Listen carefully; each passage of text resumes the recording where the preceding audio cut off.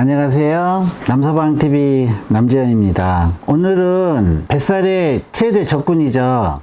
우리 탄수화물 섭취를 어떻게 하면 줄일 수 있는지 한번 얘기를 좀 해드려 볼게요. 사실 이 탄수화물이라는 거는 정말 맛있습니다. 요즘 텔레비나 우리 유튜브나 이런 먹방 같은 데 보면은 이 여러 가지 맛있는 음식에다가 따뜻한 밥 한 숟가락 해가지고 그 위에다가 뭐 반찬 얹고 막 쌈 싸 먹고 뜨끈뜨끈한 밥, 특히 흰쌀밥 그런 거 보면 뭐 저도 막 군침이 너무 흘러요. 진짜 먹고 싶고요. 따뜻한 쌀밥 최고로 맛있습니다. 이 쌀밥 먹고나 죽어보자 뭐 이런 얘기가 있을 정도로 따끈따끈한 쌀밥 정말 맛있습니다. 그 유혹을 떨치기 힘듭니다. 근데 뭐 뱃살이 나오고 당뇨가 있고 한다고 해서 이런 쌀밥을 전혀 못 먹느냐? 그런 건 아닙니다.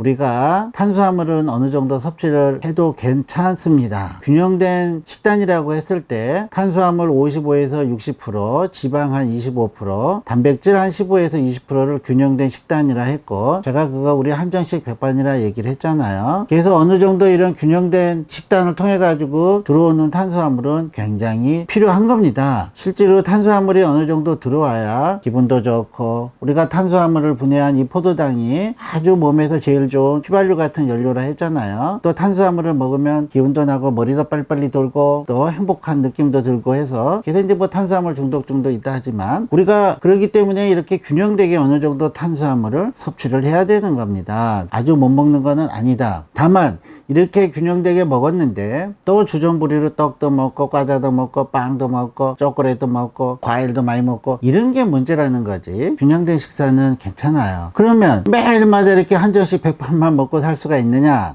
그런 건 아니잖아요. 짜장면도 먹고 싶어요. 저도 막 짜장면, 짬뽕 이런 거, 또 여름에 비빔국수, 냉국수 이런 거 엄청 좋아해요. 저도 좋아합니다. 그래서 맛있는 거는 먹고 살아야 된다 했잖아요. 짜장면 먹을 수도 있어요. 쌀밥 뭐 맛있게 먹을 수도 있어요. 다만 제가 점심때 이렇게 맛있게 짜장면 먹고 또는 흰쌀밥에 딱 밥을 한 공기 비웠다 하면 저녁 때나 이럴 때는 탄수화물 섭취를 줄여서 하루에 들어오는 양을 55에서 60% 정도로 막아줘야 돼요. 먹을 수는 있지만 그 먹으면은 그 다음 끼니 때는 탄수화물을 줄여야 되는데, 이때 어떻게 탄수화물을 줄이는가, 그리고 제가 또 속성으로 뱃살 빼기 할 때 탄수화물 섭취 좀 줄여야 된다 했잖아요. 그럴 때 어떻게 하면은 이 탄수화물을 단기간에 또는 한두 끼 이렇게 줄일 수 있는가, 요 방법에 대해서 좀 얘기를 해드려 볼게요. 자, 우리가 탄수화물은 안 먹을 수는 없어요. 과도하게 먹지 말라 하는 얘기였고, 또 첫 번째는 내가 한 끼를 맛있게 그렇게 탄수화물 위주의 식사를 했으면 그 다음 끼니는 탄수화물 섭취를 어떻게든 줄여서 먹어야 되겠다. 자, 두 번째 팁은 그게 쉽지 않을 때에는 같은 탄수화물이라 하더라도 흡수가 잘 안 되는 탄수화물이 있어요. 그 중에 저항성 전분이라는 게 있어요. 이 저항성 전분은 일반 탄수화물이랑 달리 소화가 잘 안 돼요. 아밀라제에 의해서 포도당으로 분해가 잘 안 되는 전분이거든요. 그래서 이런 전분이 이제 좀 들어가 있는 우리 탄수화물 식품을 당화지수, 당을 확 올리는 설탕이나 밀가루 이런 거와 달리 이런 저항성 전분이 많이 들어있는 게 바로 당화지수가 낮은 음식이다, 이렇게 얘기를 하죠. 그거 여러분 잘 압니다. 감자, 고구마, 그 다음에 야채류 같은데 이제 당근이라든가 이런 데 들어있는 거예요. 그래서 아침 식사 때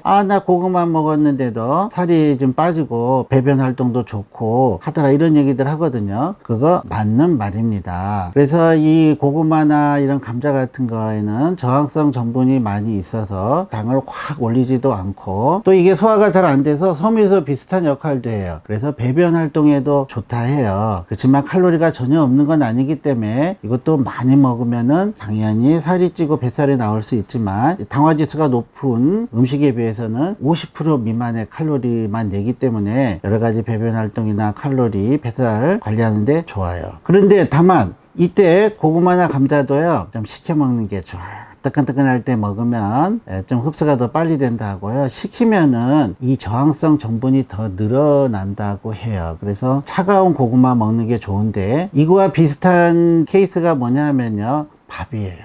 밥도 이게 뜨끈뜨끈한 게 좀 찬밥으로 식으면은요, 이게 식으면서 우리가 풀 만들 때 식으면은 딱딱하게 굳어져서 접착력이 심해지잖아요. 그런 게 이제 여러 가지 물질들이 생기면서 저항성 전분도 많아지고 해서 그렇게 되는 건데, 이 밥도 이게 식으면은요, 식으면서 저항성 전분이 많이 생깁니다. 실온에서 식힐 때 이 찬밥도 있고요, 냉장고에 급히 식히잖아요. 그럼 저항성 전분이 한 3배 이상 늘어난대요. 이런 저항성 전분이 많아진 이런 찬밥을 먹으면은 탄수화물 흡수가 많이 적어질 수 있습니다. 저 같은 경우에도 가끔씩 탄수화물 좀 줄이고 싶다 하고 이제 배는 고프다 하면은 이런 찬밥 같은 거를 물에 말아서 많이 먹어요. 그러면은 저항성 전분을 많이 섭취하게 되기 때문에 탄수화물 섭취에 도움을 줄 수 있습니다. 세 번째는 단맛을 내는 물질은 여러 가지가 있어요. 꼭 탄수화물만 단맛을 내는 게 아니라 우리 미각의 단맛을 느끼는 이 세포는 화학 분자 구조가 있어요. 그래서 탄수화물은 아닌데 단맛을 느끼는 비슷한 분자 구조를 가지고 있는 이 물질들은요, 엄청나게 단맛을 우리한테 줄 수가 있어요. 그런 걸 인공 감미료라 하는데, 우리 뭐 많이 들어봤죠? 사카린. 맞습니다. 인공 단맛을 내는 물질인데, 얘가 뭐 한동안에 뭐 발암물질이다 뭐다 막 논란에 휩싸여서 사용도 못하게 한 적도 있었는데, 뭐 결론적으로는 발암물질은 아니라고 판명이 났는데, 걔도 워낙에 인식들이 안 좋아서 뭐 사카린은 이제 공업용으로나 다른 대량 식품 만드는 데는 좀 들어가지만 가정에서는 잘 안 쓰시는 것 같더라고요. 또 시중에도 잘 나와 있질 않고요. 그 다음에 이제 또 단맛을 내는 물질이 아스팜탄이라고 있어요. 이 아스파탐은 거의 설탕의 200배 이상의 단맛을 낸다 해요. 그래서 청양음료제 같은 데 많이 들어가 있는데, 이 아스팜탄도 단맛을 내고 열량은 별로 없어서 좋긴 하지만 얘는 열을 가하면 단맛이 없어진대요. 그래서 조리를 하고 이럴 때는 아스파탐은 쓸 수가 없어요. 우리 일반 가정에서는 이 아스파탐을 많이 사용할 수는 없고요. 요즘에 근데 스테비아라고 나왔어요. 이 스테비아는 국화꽃의 일종인데, 이 잎사귀가 많이 단맛을 내는데, 여기서 추출한 물질로 이제 단맛을 내는 제품으로 많이들 나와 있고 또 많이들 알고 계시는 것 같아요. 이 스테비아는 실제로는 뭐 거의 300배 가까이 설탕에 비해서 단맛을 내는데요, 당연히 탄수화물이 아니기 때문에 칼로리는 제로입니다. 그래서 뭔가 좀 단 게 땡기고, 그리고 음식에 좀 단맛이 들어가야 사실은 음식 맛이 나거든요. 이럴 때 특히 탄수화물 섭취를 좀 줄여야 된다 할 때는 이런 스테비아를 사용을 해서 하시면 칼로리 걱정 없이 맛있는 음식 단맛을 낼 수 있기 때문에, 탄수화물을 섭취를 좀 줄여야 되는 그런 상황의 경우라면은 스테비아 같은 걸 사용을 해서 줄이는 거 좋습니다. 자, 탄수화물 섭취 줄이기 첫 번째, 일단은 어떻게든 맛있는 거는 먹지만 그래도 내가 하루에 들어오는 일정량의 탄수화물을 유지하도록 노력하는 게 굉장히 중요하다. 그 다음에 이런 저항성 전분을 이용을 해서 역시 포만감을 주면서 특히 당화지수가 높아지지 않는 음식을 우리가 섭취하는 게 중요하다. 그리고 인공 감미료 이런 것들에서 단맛을 내는 물질을 사용해도 저는 무방하다 이렇게 생각을 합니다. 그래서 결론적으로 우리가 과도한 탄수화물은 어떻게든 막아야 되지만 적당량의 탄수화물 섭취는 필요합니다. 맛있는 거 드셔도 됩니다. 많이만 드시지 마시고요. 내가 이 탄수화물을 일정하게 섭취를 관리를 해야지만 뱃살이 나오지 않고 또 필요하면 뺄 수도 있다 이렇게 생각하시고요. 몇 가지 팁들 잘 이용하셔서 건강한 뱃살 관리 잘 하실 수 있었으면 좋겠네요.